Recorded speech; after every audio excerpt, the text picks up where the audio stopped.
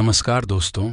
और आज की कहानी गाजियाबाद की पुलिस की लापरवाही और एक निर्दोष महिला की हत्या की दर्दनाक दास्तान है। गाजियाबाद के इंदिरापुरम पुलिस थाने का यह मामला है। 20 मई 2022 को इसी इंदिरापुरम पुलिस स्टेशन में रमन नाम का एक व्यक्ति पहुंचता है और पहुंचकर वह थाने में अपनी बीवी दिव्या की गुमशुदगी की रिपोर्ट लिखवाता है। वो कहता है कि वो वसुंधरा में अपनी बीवी के साथ रहता है। उसे 2 साल की छोटी सी बच्ची भी है। लेकिन उसकी बीवी एक रोज पहले यानी 19 मई को घर से अचानक बिना बताए कहीं चली गई है और उसके बाद से वो लगातार अपनी बीवी को ढूंढने की काफी कोशिश कर रहा है। लेकिन उसे दिव्या के बारे में कोई जानकारी नहीं मिल पा रही है और इसीलिए वो परेशान होकर अब थाने में रिपोर्ट लिखवाने पहुंचा है। पुलिस दिव्या का मोबाइल नंबर मांगती है और खुद रमन के सामने पुलिस दिव्या को कॉल करने की कोशिश करती है। कई बार पुलिस ट्राई करती है लेकिन दिव्या का फोन जो है स्विच ऑफ मिलता है और रमन से पुलिस दिव्या को लेकर जितने भी सवाल पूछती है, रमन उन सारे सवालों का सही तरीके से जवाब देता है। तो पुलिस जो है रमन को ये कहकर जाने देती है कि अगर दिव्या के बारे में उन्हें कोई जानकारी मिलती है तो वो रमन को इसके बारे में जरूर इन्फॉर्म करेंगे और बताएंगे। खैर, वक्त गुजर रहा था और जैसे तैसे तकरीबन 5 से 6 महीने गुजर जाते हैं, बल्कि 6 महीने से भी ज्यादा तकरीबन 7 महीने गुजर जाते हैं और दिव्या का कोई पता नहीं चलता। रमन और दिव्या के बारे में मैं आपको थोड़ा और बताता हूं।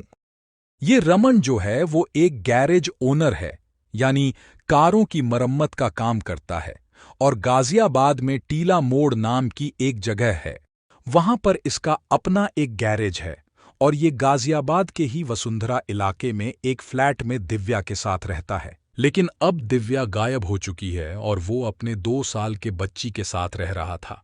तो खैर, कई महीने गुजर जाते हैं, दिव्या का कोई पता नहीं चलता और इस बीच रमन जो है वो फिर पुलिस से कांटेक्ट भी नहीं करता और धीरे धीरे पुलिस भी रमन को भी भूलने लगती है और पुलिस भी दिव्या के गुमशुदगी के मामले को भूल जाती है।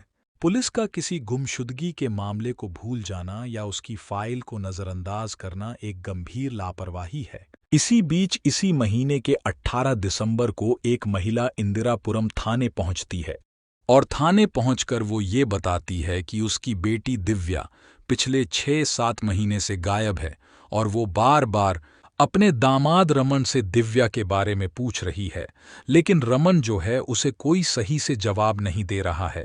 बिटो नाम की इस महिला का यह कहना था कि उसकी बेटी जो है अपने पति रमन के साथ खुशहाली से रह रही थी और सब कुछ ठीक चल रहा था, लेकिन अचानक दिव्या गायब हो गई और उसके पति ने भी उसे ढूंढने की कोई बहुत ज्यादा कोशिश नहीं की, यहां तक कि ठीक से उनके सवालों का भी वो जवाब नहीं देता है।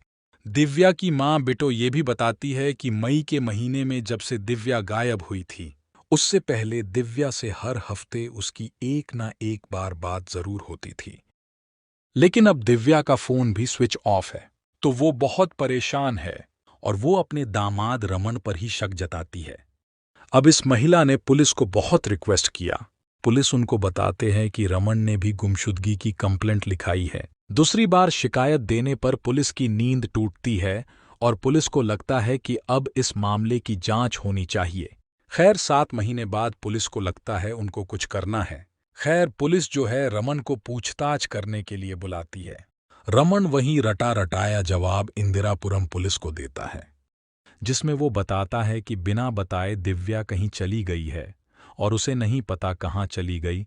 लड़ाई झगड़ों के बारे में पुलिस पूछती है तो बताता है कि हर घर में जिस तरह की मामूली लड़ाई झगड़े पति पत्नी के बीच होते हैं, उसके और दिव्या के बीच में भी वैसे ही नोक झोंक और लड़ाई झगड़े होते थे। कोई बहुत बड़ा झगड़ा कभी नहीं हुआ। तो ये सारी बातें ही रमन पुलिस को बताता है, लेकिन रमन से बातचीत करके पुलिस को दिव्या के बारे में कोई सुराग नहीं मिल पाता। ठीक वैसे ही जैसे तकरीबन 7 महीने पहले भी पुलिस को नहीं मिल पाया था। अब पुलिस वो काम करती है जो काम उन्हें 7 महीने पहले करना चाहिए था। पुलिस रमन और दिव्या दोनों के मोबाइल फोन की सीडीआर यानी कॉल डिटेल रिकॉर्ड निकलवाती है और कॉल डिटेल रिकॉर्ड को पुलिस बहुत गौर से देखने, पढ़ने और समझने लगती है। पुलिस ये नोटिस करती है कि दिव्या का मोबाइल फोन मई के महीने में ही जो स्विच ऑफ हुआ था, उसके बाद एक बार भी स्विच ऑन नहीं हुआ है। यह अपने आप में एक बड़ी बात थी। साथ ही पुलिस यह भी देखती है कि दिव्या का मोबाइल फोन आखिरी बार 18 और 19 मई को गाजियाबाद से दूर हिमाचल प्रदेश की राजधानी शिमला में था, और उसी शिमला में ही उसका मोबाइल फोन 19 तारीख को यानी 19 मई को स्विच ऑफ हो गया था। और इत्तेफाक से जिस रोज शिमला में दिव्या का मोबाइल मई को स्विच ऑफ हो गया था, उसी रोज रमन के मोबाइल फोन की लोकेशन भी शिमला में नजर आ रही थी। कहने का मतलब यह कि पति पत्नी दोनों के मोबाइल फोन की लोकेशन शिमला में थी, और शिमला में पत्नी का मोबाइल फोन हमेशा के लिए स्विच ऑफ हो गया, और पति जो है शिमला के बाद फिर वापस दिल्ली आ गया। ये बात रमन ने पुलिस को नहीं बताई थी कि दिव्या के साथ वो शिमला गया था। इसके बारे में उसने पुलिस को कोई बात नहीं बताई थी, बल्कि वो तो ये बता रहा था कि गाजियाबाद से ही उसकी बीवी जो है गायब हो गई है और उसे नहीं मिल रही है। तो पुलिस को जब ये जानकारी मिली तो रमन शक के दायरे में अब आ चुका था। तो रमन को दोबारा जब पुलिस ने पूछताछ के लिए बुलाया तो वह फिर से कुछ झूठी कहानियां सुना रहा था, और जब उसे सख्ती की तो उसने मान लिया कि उसी ने अपनी बीवी दिव्या का कत्ल किया। उसने बताया कि वो अपनी प्राइवेट कार में दिव्या को घुमाने के बहाने अपने साथ शिमला लेकर गया था, और वहां एक सुनसान जगह पर उसने गाड़ी रोकी और गाड़ी रोकने के बाद उसी के दुपट्टे से दिव्या का गला घोंट दिया और उसकी लाश जंगल में फेंक दी। इसके बाद वो वहां से वापस चला आया। अब रमन ने ये कहानी तो पुलिस को बता दी, अपना जुर्म तो कबूल कर लिया, लेकिन पुलिस के सामने सबूत जुटाने की बड़ी चुनौती थी, खासकर उस लाश के बारे में पता करने की जो अब से तकरीबन 7 महीने पहले पहाड़ों में, जंगलों में, या यूं कहें कि खाई में फेंकी गई थी। पुलिस अब इस लाश के बारे में पता करने के लिए गाजियाबाद की पुलिस शिमला पुलिस से संपर्क करती है। तो गाजियाबाद की पुलिस ये पूछती है कि क्या मई के महीने में आप लोगों को शिमला के आसपास के किसी इलाके में किसी महिला की लाश मिली थी? क्या आप लोगों ने कोई महिला की लाश बरामद की थी? इसके बारे में जब इंदिरापुरम पुलिस यानी गाजियाबाद पुलिस शिमला पुलिस से पूछती है तो शिमला पुलिस ये कन्फर्म करती है कि हाँ, उन्होंने 26 मई को अपने इलाके में एक महिला की लाश बरामद की थी, और उस महिला की लाश को देखने से यह लगता था कि उसकी मौत जो है वो सांस रोके जाने से या गला घोंटे जाने से हुई है। लेकिन लाश लावारिस थी और उस महिला की गुमशुदगी की कोई रिपोर्ट आसपास के किसी भी थाने में दर्ज नहीं थी। तो उन्होंने थक हार कर उस महिला का अंतिम संस्कार कर दिया, यानी उस लाश को लावारिस लाश समझकर उसे जला दिया। लेकिन शिमला पुलिस ने इतना जरूर किया था कि इस लावारिस लाश की कुछ तस्वीरें उतार ली थीं। तब गाजियाबाद पुलिस ने शिमला पुलिस से तस्वीरें भेजने के लिए कहा, तो शिमला पुलिस ने वो तस्वीरें गाजियाबाद पुलिस को भेजीं।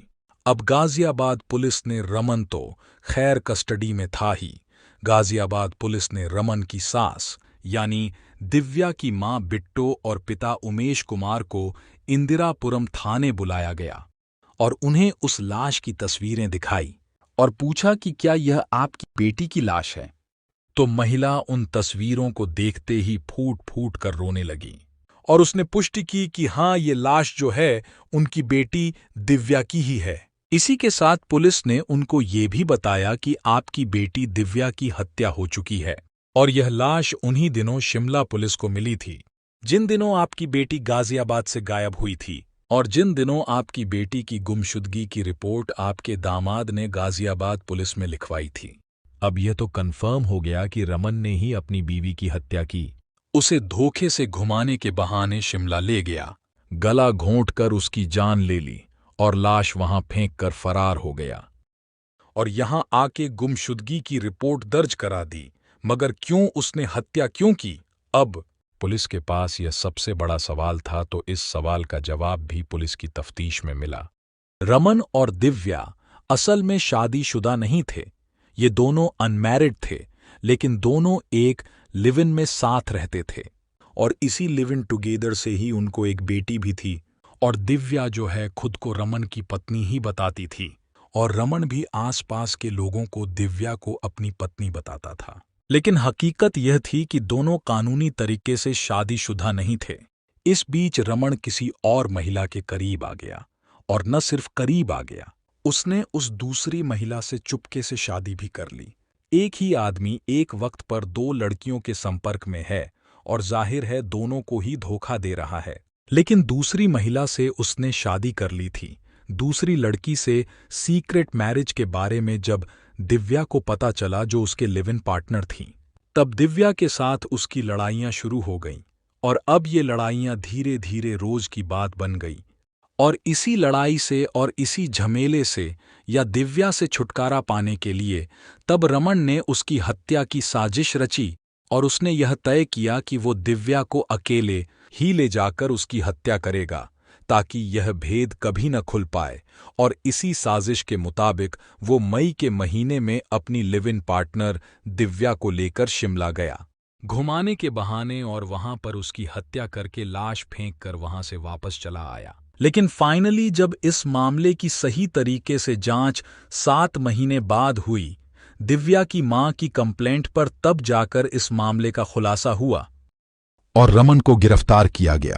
रमन को फिलहाल राजाबाद की पुलिस ने गिरफ्तार करके जेल भेज दिया है। और अब पुलिस की जांच में यह भी पता चला है कि दिव्या नाम की जिस लड़की का मर्डर हुआ, वो लड़की रमन से पहले भी 2 और लोगों के साथ लिव इन में रह चुकी थी। कहने का मतलब यह कि वो अलग अलग लोगों के साथ लिव इन में रहती थीं। वो शादी क्यों नहीं करती थी? क्या उसे अपने मन के मुताबिक कोई लाइफ पार्टनर नहीं मिला? यह तो खैर दिव्या ही बता सकती थी। रमन ने दूसरी प्रेमिका के साथ रहने के लिए ही उसने शादी के 15 दिन बाद ही 3 माह की गर्भवती दिव्या की जान ली थी। इतना ही नहीं, दिव्या की हत्या 2 साल के बेटी के सामने ही की थी। लेकिन बहुत दुखद कहानी यह है कि दिव्या नाम की एक लड़की, जो एक शख्स के साथ पति पत्नी की तरह रह रही थी, उसका कत्ल उसी के लिव इन पार्टनर ने कर दिया था। और सिर्फ इसलिए कर दिया था कि उसका लिव इन पार्टनर जो है वो बेवफा था। लेकिन इस कहानी में जो सबसे शॉकिंग एलिमेंट है, वो है गाजियाबाद पुलिस की जांच करने का तौर तरीका। अगर गाजियाबाद पुलिस ने उसी वक्त जब रमन ने दिव्या की गुमशुदगी की रिपोर्ट लिखवाई थी, तब अगर गाजियाबाद पुलिस ने संजीदगी से इस मामले की जांच की होती, तो गाजियाबाद पुलिस को उसी वक्त यह पता चल जाता कि दिव्या की हत्या रमन ने की थी। इतना टाइम खराब नहीं होता। इस कहानी में पुलिस की लापरवाही स्पष्ट है। अगर पुलिस ने शुरू में ही सही तरीके से जांच की होती, तो शायद दिव्या को न्याय जल्दी मिल जाता। अंततः रमन को गिरफ्तार कर जेल भेज दिया गया। लेकिन इस मामले ने पुलिस की कार्यप्रणाली पर गंभीर सवाल खड़े कर दिए हैं। रमन ने दिव्या के साथ लिव इन रिलेशनशिप में रहते हुए दूसरी महिला से गुपचुप शादी कर ली थी। यह न केवल दिव्या के साथ बल्कि दूसरी महिला के साथ भी धोखा था। रमन ने अपनी 2 साल की बच्ची के भविष्य के बारे में भी नहीं सोचा। उसने अपनी ही बच्ची के सामने उसकी मां की हत्या की। यह बच्चे के मानसिक और भावनात्मक विकास के लिए बेहद नुकसानदायक हो सकता है। रमन का कृत्य समाज में गलत संदेश भेजता है। यह दिखाता है कि अगर किसी को अपने संबंधों में समस्या होती है, तो इसका समाधान हिंसा के रूप में निकाला जा सकता है, जो कि पूर्णतया गलत है। इस तरह के अपराधों को रोकने के लिए जरूरी है कि समाज में नैतिकता और कानून का सम्मान हो। रमन ने जो किया वह न केवल कानून के खिलाफ है, बल्कि मानवता और नैतिकता के सभी मानकों के खिलाफ भी है। ऐसे अपराधों के लिए कड़ी सजा मिलनी चाहिए, ताकि यह दूसरों के लिए भी एक सख्त संदेश हो। आज की कहानी आपको कैसे लगी, कमेंट करके जरूर बताना। क्राइम की दुनिया से जुड़ी ऐसी ही दिल दहला देने वाली कहानियों के लिए हमारे साथ लगातार जुड़े रहें।